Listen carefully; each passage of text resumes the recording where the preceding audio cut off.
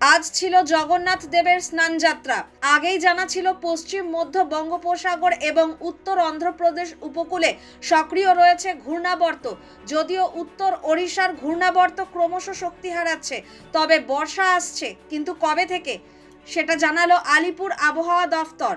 আবহাওয়াবিদরা জানিয়েছেন 15 দিন পরে আবার সক্রিয় হতে চলেছে মৌসুমী বায়ু। পূর্ব ভারত ও মধ্য ভারত সংলগ্ন এলাকায় মৌসুমী অক্ষরেখায় সক্রিয় হবে 14ই জুন, এই বার্তা দিয়েছে মৌসুম ভবন। তবে 16ই জুনের আগে দক্ষিণবঙ্গে বর্ষা আসার অনুকূল পরিবেশ তৈরি হবে না। দক্ষিণবঙ্গে আজ বুধবার ও আগামীকাল বৃহস্পতিবার বিক্ষিপ্তভাবে বজ্রবিদ্যুৎ সহ বৃষ্টি হবে। শুক্রবার থেকে রবিবার পর্যন্ত কলকাতা সহ দক্ষিণবঙ্গের সব জেলাতেই ঝড় বৃষ্টির সম্ভাবনা।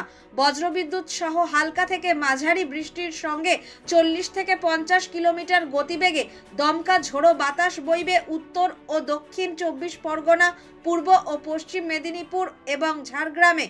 কলকাতা সহ দক্ষিণবঙ্গের বাকি সব জেলাতেই 30 থেকে 40 কিলোমিটার গতিবেগের ঝড়ের সঙ্গে বজ্রবিদ্যুৎ সহ বৃষ্টির পূর্বাভাস।